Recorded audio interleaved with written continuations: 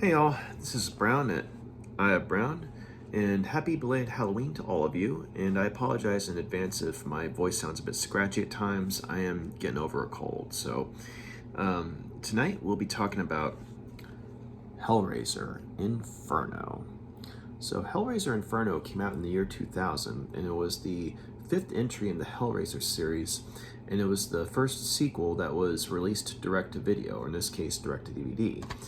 But a little bit of background on the series, before getting into this one. The first Hellraiser movie came out in 1987, and it was written and directed by Clive Barker, which was in turn based on his own novella, The Hellbound Heart. And so, The Hellbound Heart introduced readers to a race of interdimensional beings called the Cenobites, who were basically, beings that had experimented with sensation to such a point, that pain and pleasure to them were one and the same, or indivisible, and they existed in a realm outside of ours. And there were a couple ways one could get to this realm, or at the very least open a doorway to this realm. But the main method was using a box called the Lamartian configuration, or as it was called in the movies, the Lament configuration. But basically, what would end up happening is someone would find the box, like they would be searching for it, and hearing stories and myths about the sensations and sensual experiences that the Cenobites had to offer. They'd be thinking, hey, if I find this box, I'm going to be taken into a whole other realm where it's basically nonstop pleasure. Well, unfortunately for these poor souls, or sometimes not so poor souls, because they sometimes they would be bringing nasty stuff on themselves. They would find the box, open it, solve it, and the doorway would be open, and the Cenobites would come. They take the person and basically spend an eternity subjecting their new subject to their pleasures, or pleasures as it were. And so unfortunately for these people, the Cenobites version of pleasure equates to nonstop torture for us. And so a totally different perspective on things. So the movie did a pretty good job of adapting the novella, and it made some changes too that I think made it more relatable to a modern audience, or I should say a theater-going audience, as it were. They made it more of a dark family drama, because there was already a kind of a twisted soap opera feel to it, in the sense that while the Cenobites were definitely a part of the story and they were definitely horrifying, they weren't the antagonists, as it were. They were not on the side of good by any means, but at the same time, they were while they were monsters, they weren't the evil that was driving the story. It was in fact a very human evil. And so you had that, it was like a twisted love story, a very dark family drama and soap opera, and a warped fairy tale, all kind of thrown together. At least that's what the movie came to be, in my opinion, because they made some changes to where certain characters' relations were changed, and as a result, I think the theatrical going audience would be able to relate to the movie more than, say, the book. But the movie was a success, and it kind of broke new ground for horror in a lot of ways, both visually and psychologically, in the sense that it touched on taboo themes of S&M and dark family ties and what have you. But a sequel was greenlit, which ended up being Hellbound Hellraiser 2, which came out in 1988. And so Clive Barker was involved in that sequel, but as producer, and he did help with the story too, but it was another guy, a guy named Tony Randall, who stepped in to direct. And so Hellbound Hellraiser 2 was a sequel that was very ambitious and actually took you into hell, so to speak, because you find out that this dimension that the Cenobites come from is a version of hell. And so, there's a lot of lore and mythos that's introduced in that particular movie, and it further adds to the Hellraiser mythos. And so, while I don't think it's a straight up good movie, I do think it was a solid sequel to Hellraiser. But fast forward to Hellraiser 3, Hell on Earth, you had it to where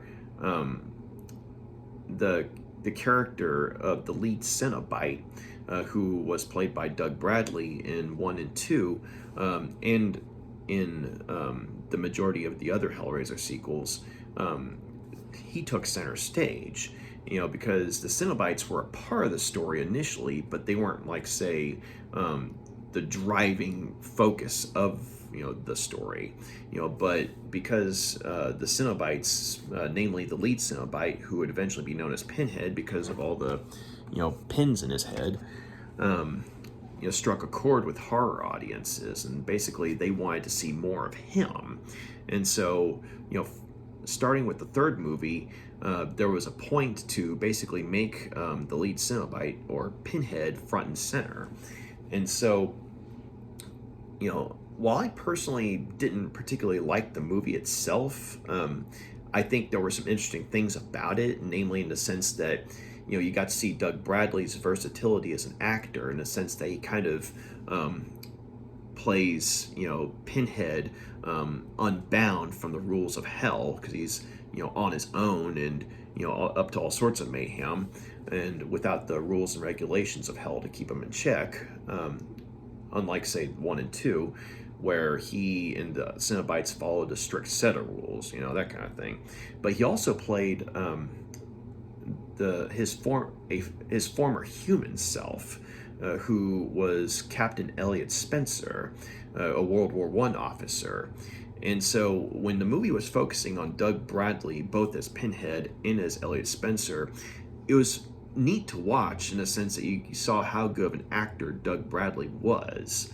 And also, I do appreciate how they touched upon the themes of PTSD that a lot of people came away with, in war, specifically World War One. And so I wish that they had focused more on that, because, in those moments, the movie was very intriguing. But then outside of those moments, though, the movie felt like, a 90s Nightmare on Elm Street sequel, but without Freddy Krueger and Pinhead put in his stead. And so, not that good of a movie, in my opinion. I mean, it's worth seeing at least once if you're a Hellraiser fan, because Doug Bradley does a very good job in it. It's just that the movie he's in isn't that good, at least in my opinion. Then you had Hellraiser Bloodline, which was the fourth movie, which had a very interesting idea and kind of tried to make an anthology movie, I guess, for the Hellraiser series, in the sense that you have a movie that starts off in the future and then it goes back to the past, where you see the lament configuration being created, and you also find out that there were demons other than Cenobites in hell, or at the very least, hell is broken up into different realms, that kind of thing. So it's not just the Cenobites, lording it over hell. It's, other demons as well. So I liked seeing, the moments that dealt with that. But unfortunately, though, like when it got to the present, and then Back to the Future again, it became kind of like I don't know, almost like a slasher film in a lot of ways to me. And that was kind of, it had some good ideas, but it just wasn't a good movie. But Bloodline was the last theatrically released Hellraiser movie. And I believe it was the last one that actually had some involvement from Clive Barker, in terms of, say, he was like one of the producers or something like that. And so fast forward to 2000, and Hellraiser Inferno comes about. So you already have a mark against it in the sense that it's a direct-to-video sequel. And usually when you get a direct-to-video sequel, that means like a low budget, a decline in quality, and what have you. Not all the time, but a good amount of the time. And so you had that going against it. And you also had the fact that Clive Barker, the guy who basically created the Hellraiser, series in general, basically kind of came out in condemnation of the movie, basically saying that it was a lousy movie, don't go see it, yada yada yada. I mean, he did make a point to say that the director Scott Derrickson was a nice guy, so he didn't have as much of an issue with him. It was so much as say, the studio heads, because apparently, the studio heads, they kept him from being involved in the movie, and they're kind of like, nope, stay out of it, stay out of it, stay out of it, and so that might have colored his vitriol for the movie. Like, he probably didn't like the movie already, but because of his negative experience with the studio executives, he was kind of like, well, screw you guys, that kind of thing. And so, and another bit we get into is a bit of he said, she said, because you look on things like Wikipedia or IMDb or other movie review sites, you'll find out that Hellraiser Inferno and a couple of the other sequels that came after it weren't even supposed to be Hellraiser movies. Like, they were say original works of horror, or the original screenplays were meant to be original standalone horror movies. But because of I think it was the Weinsteins, they were wanting the rights to the film, to the Hellraiser series. And so, basically they, snapped up, the screenplays and had them, turned into Hellraiser movies.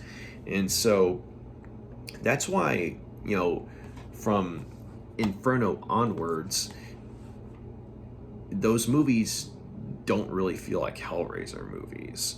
I mean, even though Pinhead and the Cenobites are in them, but you compare them to, say, like, the first two Hellraiser movies, and they really, like, there are elements of Hellraiser in there, but they don't feel like Hellraiser movies. But that's one version of events. But the other version of events is, the director Scott Derrickson and his writing partner for this movie, Paul Harris Boardman, had been asked by the studio executives to come up with a story that could be done for a Hellraiser movie, and so they came up with it. It was a detective story, a crime drama / detective story, and that in set it in the Hellraiser universe, and lo and behold, you get Hellraiser Inferno. So it really depends on who you talk to or who you hear the stories from.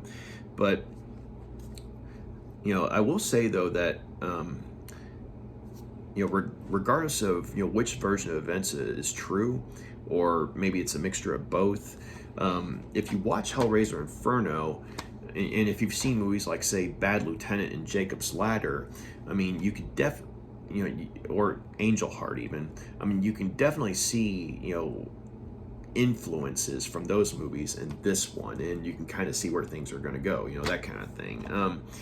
But all that being said, I actually found Hellraiser Inferno to actually be a decent movie. I mean, there are things that keep it from being, like, there are things that hold it back from actually being a good movie, but overall though, I thought it was a solid sequel, kind of like the second one in my opinion. Like, it was a flawed but worthwhile sequel that added something to the Hellraiser series, at least in my opinion. But the story starts off with a character who's a detective named Joseph Thorne, who is very good at his job, very bright. I mean, we're talking a guy who plays chess in his downtime, that kind of thing. He's really good at solving puzzles. He's constantly, doing crosswords and things like that. But he's also a very corrupt individual. Like, he shakes down informants for money and drugs. And he has a wife and daughter at home, but he constantly cheats on his wife with prostitutes. So, good at his job, but not a good guy. And so, he and his partner, a guy named, Tony Nenonen,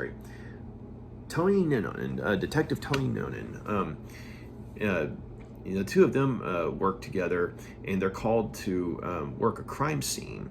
and this crime scene is at this mansion, and it's really gruesome. I mean, you find what's left of this guy's body, and it looks like he's just been torn apart, and basically it's the best that forensics can determine is that it had to have been like hooked implements that did it to this guy.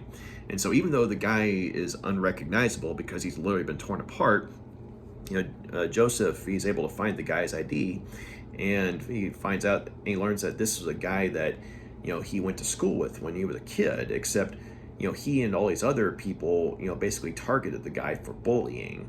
And so once again, Joseph was not a nice guy. And so while he's looking around the crime scene some more, he also finds two other things. He finds this strange puzzle box, which does turn out to be the lament configuration, of course. And in a candle, he sees that there's a finger in there. And by looking at it, I mean, he concludes that it's a child's finger, based on how small it is. And so forensics, they come to take the candle and in turn check out the finger, see if they can find out who the finger belongs to, that kind of thing. And Joseph takes the puzzle box for himself, and on that particular night, instead of going home to his wife and daughter, he prowls the streets looking for a prostitute to spend the night with. And sure enough, he finds one, and the two of them, they go to a motel, a rather seedy one, and do their thing. And then afterwards, Joseph goes into the bathroom and takes the box out and sort of tinkers with it just to kind of see what it does. And sure enough, ends up opening it or solving it, and that in turn invites the Cenobites into our reality. And so basically he's subjected to this strange nightmare, or I should say a series of nightmares, where these twisted demonic looking creatures are pursuing him. And and then of course once he wakes up, I mean, he's thinking that he just had a strange dream or something. But then he starts having it happen to where his people that he knows, like starting with the prostitute that he spent the night with, end up being horrifically murdered. And so he's trying to figure out what's going on. And then he finds out from an informant that that the crime scene that he and his partner were working, the person who was killed had stolen something from this underworld figure called the Engineer. Namely, he had stolen the lament configuration from the Engineer, because the price that the Engineer wanted for the box was too high. And so this guy had stolen the box from him, and had been on the run from the Engineer ever since. And so the more Joseph looks into all this, the more he finds out about the Engineer and just how deep his I guess you could say his reach, and how deep and how far his reach goes. And soon enough, it turns out that the Engineer is seemingly setting his sights on Joseph, because now that he has the lament configuration, the Engineer's property, the Engineer wants it back, but he also wants Joseph for some mysterious reason. And so as reality sort of just kind of turns upside down for Joseph, I mean, he doesn't know what's real and what's in his head, and people are dropping like flies around him. And to add even more to the chaos, the forensics people, they were able to determine that the finger is indeed from a child, but based on their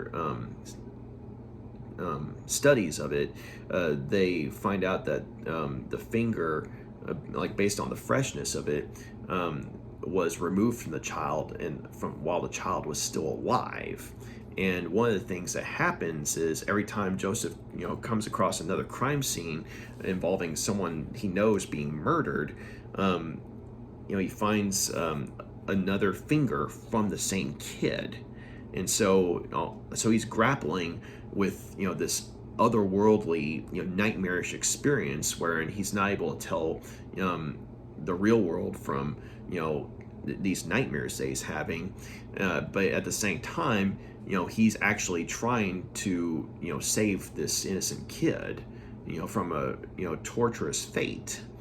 And so in the meantime, he learns about the box he learns more about the box from a department psychiatrist, a guy named Dr. Paul Gregory, who initially Joseph was ordered by his captain to have a session or two with, because of the fact that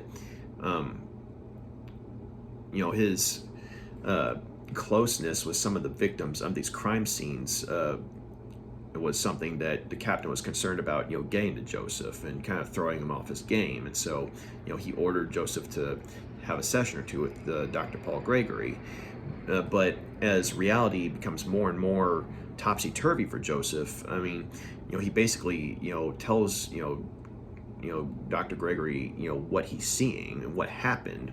And it turns out that Gregory knows more than Joseph would expect about the box, and basically how there was a detective like back in the 80s who was working a case that also led to this mythical underworld figure called the Engineer. And somehow this detective had also come across the limit configuration, and basically ended up committing suicide, after, basically, trying to tell people that the Engineer knew everything about him and was hunting him. And so, Dr. Gregory's, basically saying that, the lament the box is called the lament configuration, and it pops up in occult lore here and there, and the lore is consistent in that, if you open it, it opens a gateway, to a group of demons called Cenobites, and they come for you and they take you. And Joseph's telling him that, well, I saw some shit, but and I saw them, but they didn't take me. And so Gregory's saying, look, man, I'm more of a psychiatrist than I am a priest here, okay? But you're asking me what I believe about this box, everything I've read about it, the lore is consistent, so if you're saying that you're still seeing them, you open the box and you're still seeing them, then maybe they haven't taken you yet, or they're still here. And so no pressure for Joseph, but yeah, so yeah, as a movie, it's actually not a bad movie. It's got this sort of a film noir, jaded private eye angle that I liked, and also liked seeing how the lead actor Craig Sheffer, who plays Thorne, how on one hand he does such a good job of playing this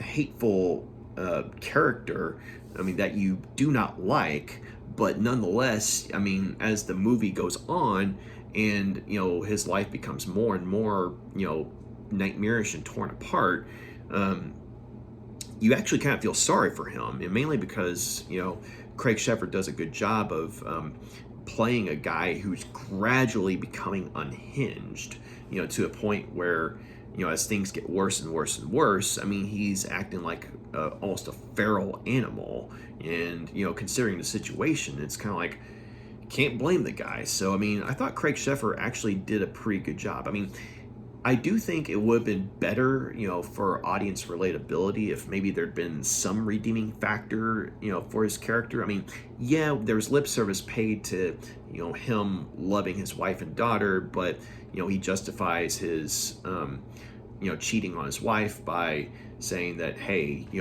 my line of work, I deal with some twisted shit, so I'm going to get it out of my system before opening the door and heading home, that kind of thing. Sort of like Woody Harrelson's character in True Detective, like his justification for cheating on his wife, that kind of thing.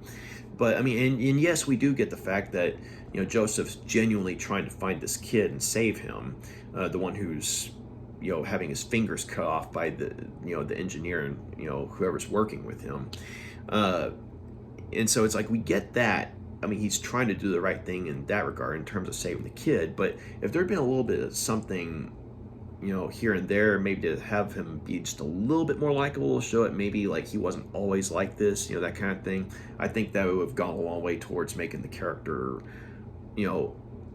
easier for the audience to sympathize with. I mean, I sympathized with him in the sense that, I sympathized with the character's life, gradually being turned upside down. I mean, it's bad enough if your life's turned upside down in the regular world, but, when you have hellish forces, manipulating you and stringing you along, and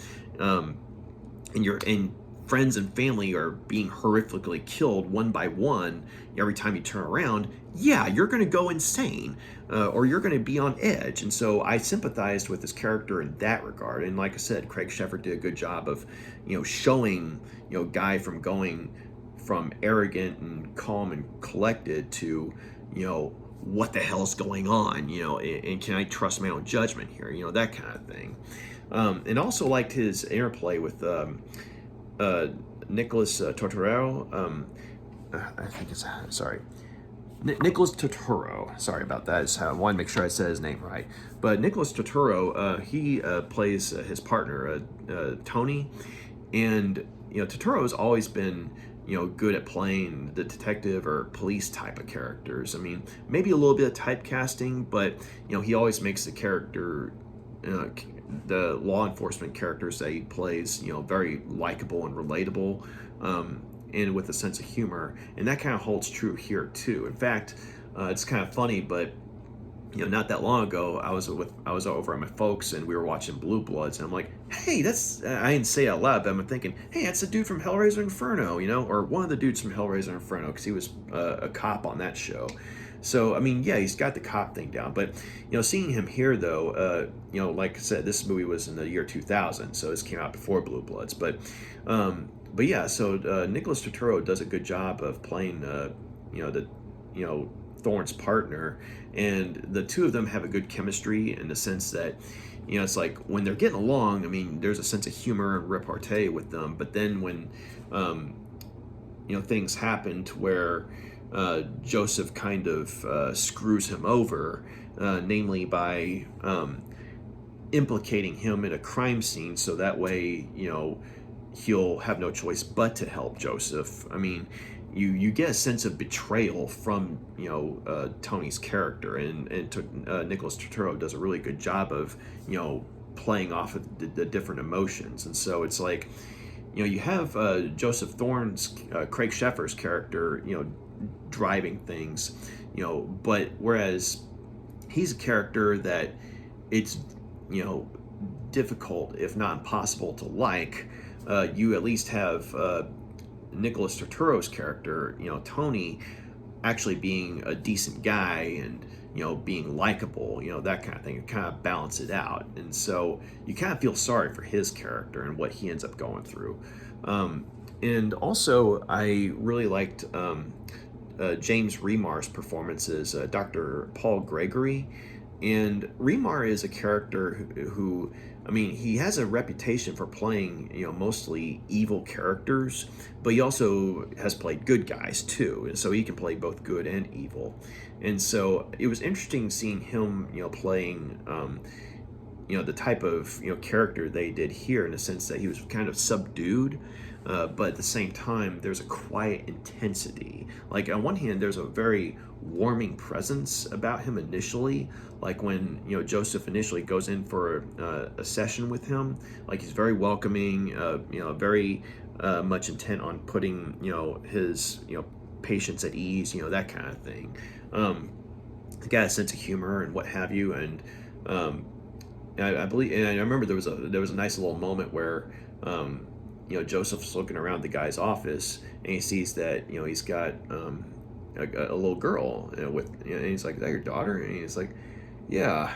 And he's like, "I thought you were a priest." And he's like, I'm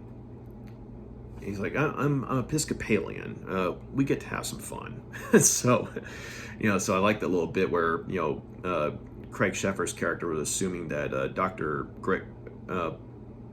was a Catholic, but he's like, no, I'm Episcopalian. So a nice little bit of humor there. But then as the movie goes on, though, when he shows up again, when Joseph's telling him what's going on with the box, and then you get that nice intense. It's a quiet scene. It's very subdued, but there's an intensity about it because it's like you see these two guys.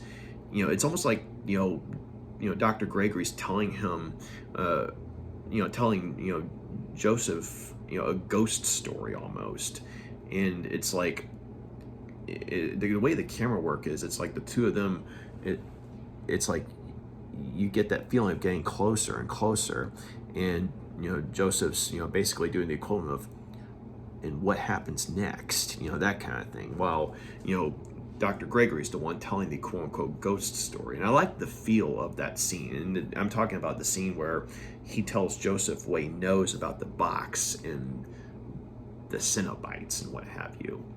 And so in Remar, I thought, did a very good job of playing the subdued intensity very well in the scene. And so he has a small part, but it's an important part. And so I liked seeing what he did with such a small part, but an important one nonetheless. And of course, you can't mention Hellraiser without talking about Pinhead. And so Doug Bradley, of course, he returns as Pinhead, and as always, whether you like whichever Hellraiser movie he is in or not, Doug Bradley always aces as Pinhead. And so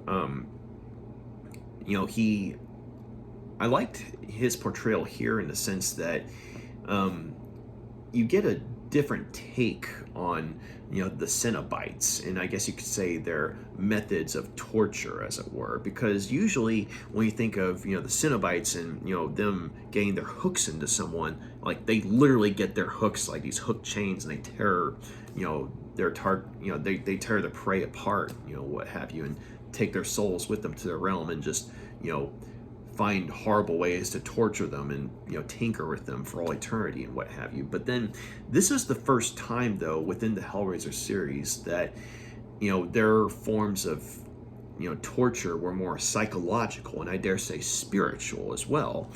And seeing Doug Bradley in the brief amount of time he's in the movie as Pinhead, like he's not much like the first two movies.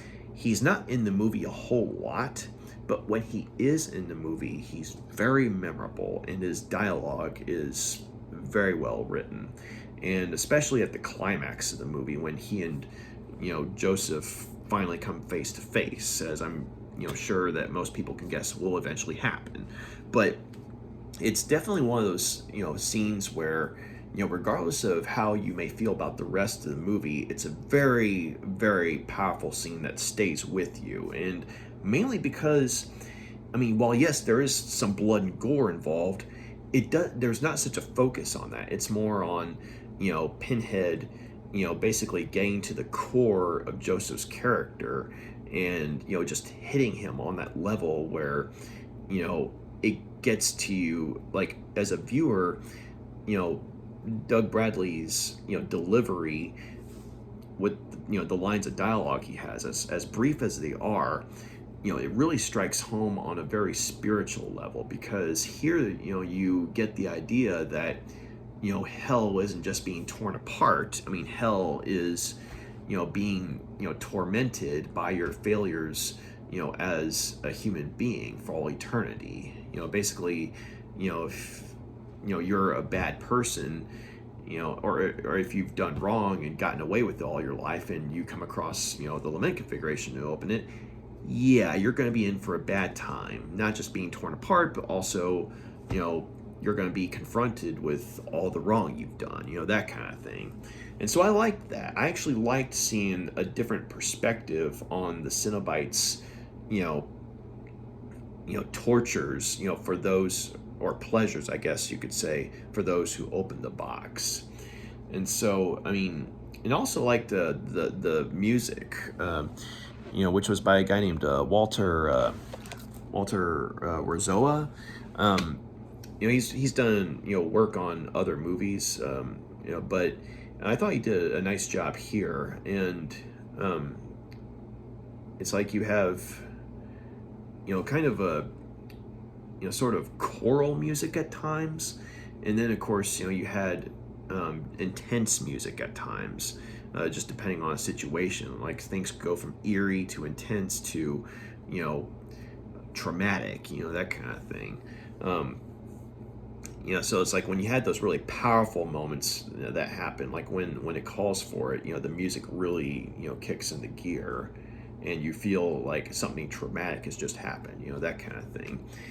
And also, as brief of a time as the Cenobites were in the movie, and I would say they were in, the movie here less than they were in the first two movies, and they already had short screen time there. But it was interesting seeing like a different group of Cenobites here. Like, I don't know how well y'all can see this here, but these two, they're called. They're credited as the Wire Twins, but like they're very seductive yet creepy looking. It's like, or creepy yet seductive looking. And then of course you have a twisted, weird form of the Chatterer from the first two movies, except it looks like he's been cut in half and he's pulling himself along, on his hands and just chattering away.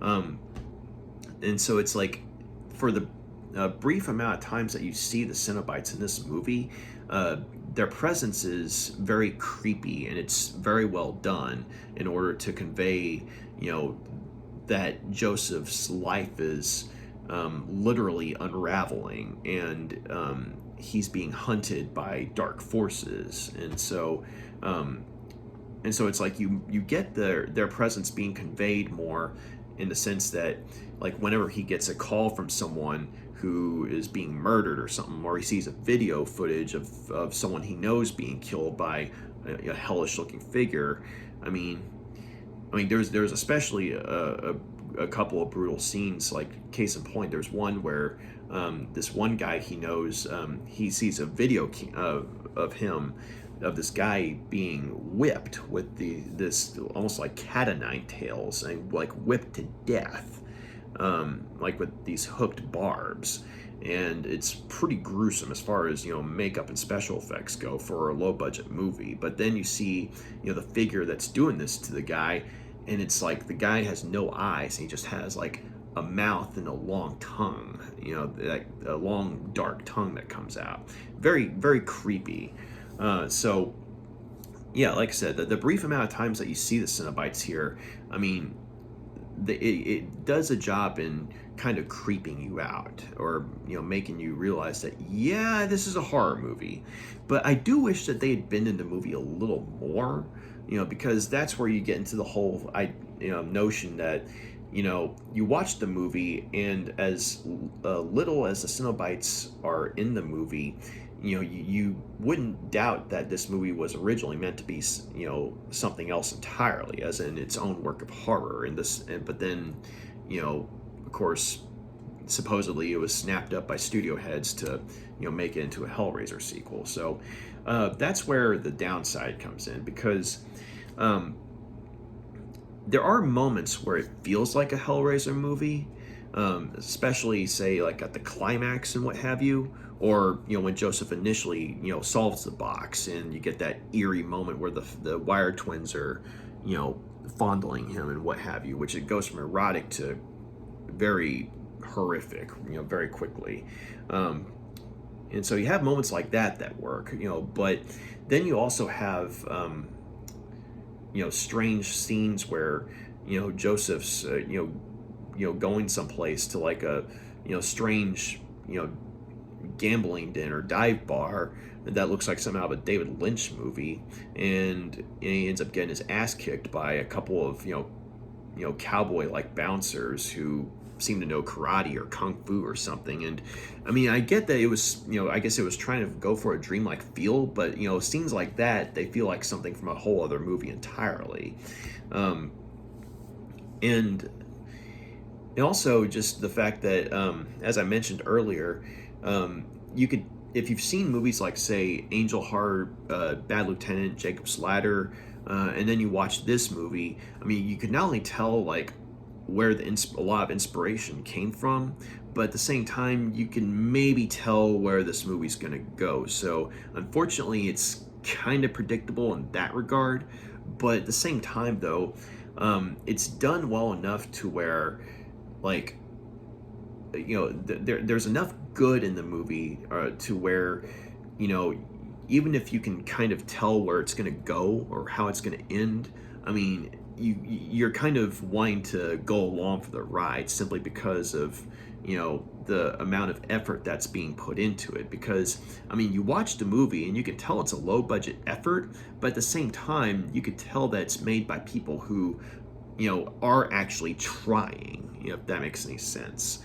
And so another way to look at the movie is like, I don't know if any of y'all listening have actually read any of the Hellraiser comics, but back in the day, there was an imprint that Marvel had called Epic, which was geared towards an adult audience, and out of Epic came a Hellraiser comic book series, and each issue had, I think, like 3 or 4 different stories, and so it was like an anthology comic. And so I will say that I've read a few of the stories in the past, and watching this movie, it kind of took me back to that, because it felt like something from a Hellraiser anthology story, in the sense that you have kind of a standalone story that's unconnected to say like the movies that came prior to this one. I mean, it's connected in a sense that it's in the same universe, but you don't have to have seen say like all 4 of the prior movies to appreciate this one as say like a standalone work of horror, because it's like, I mean, yeah, it might help if you see the first movie, just to say, hey, you've seen the first Hellraiser, but I kind of feel like if you see 2, 3, and 4 and then this one, you might get a little confused in some ways. So it's like, if you can look at this movie as its own thing that happens to take place in the Hellraiser universe, it's not a bad movie. And it's like the idea of having a detective story set in the Hellraiser universe was a nice touch.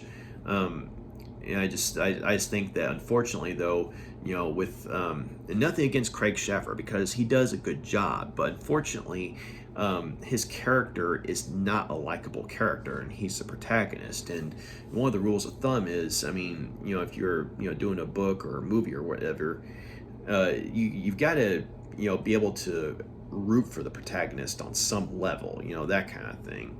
And here it's hard to root for him, because he's such a sleazebag, or his character Joseph Thorne is such a sleazebag, but I mean, as I said earlier, he does do a good job of showing Joseph Thorne gradually becoming more and more unhinged and unsettled by what's going on. So not a mark against Craig Sheffer, but because the protagonist is hard to like, it might be difficult for some audience members to sort of warm up to the idea of sticking around for the movie.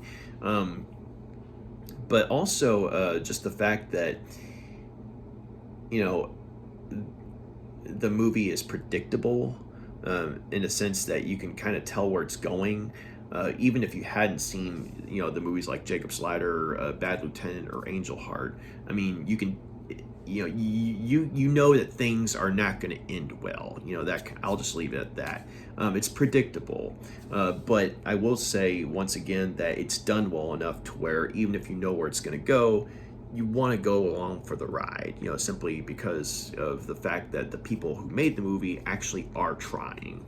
And also, I just think that, once again, it would have been nice if the Cenobites had a more prominent role in the movie, as opposed to, say, the brief moments that they're in the movie, as it's set up to be. But overall, though, it's not a bad movie. I mean, not quite a good movie, at least in my opinion. But I will say, though, that the people I've watched it with have actually come away liking it. And so I thought that was nice, So at the very least, this is definitely one of the better Hellraiser sequels. In my opinion, I would say it's better than 3 and 4, and definitely better than the sequels that came afterwards, or the sequels that came afterwards. Honestly, just weren't that good. So I would say that this ranks up there with Hellbound Hellraiser 2, in the sense that you have a movie that's not quite good, but it's a worthwhile solid entry in the Hellraiser series, and it does something different. So I'm going to go ahead and give Hellraiser Inferno 3 out of 5 stars. It was actually a decent movie, and Scott Derrickson, I think, did a really good job with what he had to work with. I mean, considering this was a low-budget direct-to-video movie, and it's nice to know that he would go on to bigger and better things.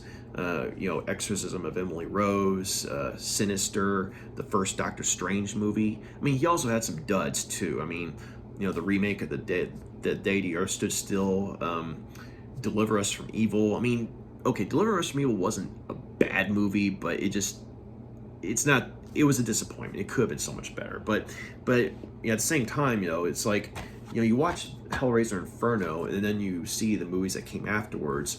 It's like this. It's kind of like a microcosm of Scott Derrickson's talent as a director. So it's like, there are definitely some inspired moments here, but not quite enough to make it to where it's a good movie. But at the same time, not to where it's wholly unworthwhile. And then you watch his other movies, and you're like, it's sort of like a seesaw, because it's like, you got Exorcism of Emily Rose, Day the Earth Stood Still, and then I think it was Sinister, and then Deliver Us from Evil, then Doctor Strange, and so so when the guy's on, he's on. So it's good to know that he did go on to bigger and arguably better things. But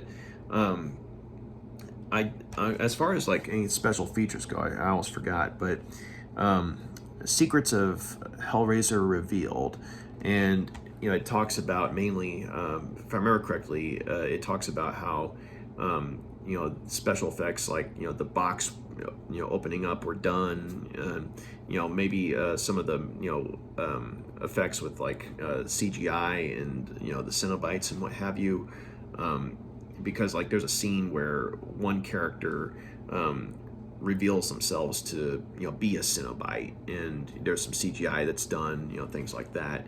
But then also there's a conversation with Doug Bradley, the actor who played Pinhead, and as brief of a conversation as it is, it's actually a nice little bit where you get to get Doug Bradley's take on things, and I don't know if he was saying it just to promote the movie, but it seemed like he enjoyed what they did with Pinhead in this movie, because he felt like they'd gone away from what made Pinhead good as a character, like in the first 2 movies, because like in 3 and 4, he says like something to the equivalent of they had made Pinhead into a kind of a mustache twirling villain almost, and he said that he really felt like that had gone far away from what Pinhead was supposed to be. And he said he felt like, Pinhead's role in this movie, as subdued as it was much closer to, what made Pinhead work as a character. And I actually have to agree with that. So, straight from Pinhead's mouth. So, and I think there were a couple of trailers here and there, but I mean, nothing, that'll knock your socks off. But I will say that it would be nice if they, released this on Blu-ray. I mean, I know that they've released, the Hellraiser sequels on Blu-ray, but they're like bare bones releases. But this is a good enough sequel to where it'd be nice if they actually had some other special features, like maybe a commentary by Scott Derrickson, or a making of feature, like that really went into detail about how this came to be. Kind of like what they did with the first two Hellraiser movies with the Arrow Video releases. But yeah, so like I said, 3 out of 5 stars for Hellraiser Inferno. Not a bad movie and a solid sequel. And I would argue definitely one of the better of the Hellraiser sequels that they put out. So thank you very much for taking the time to check out my review. And you like what you see here, please feel free to like and subscribe. So y'all take care. Have a good night. Bye.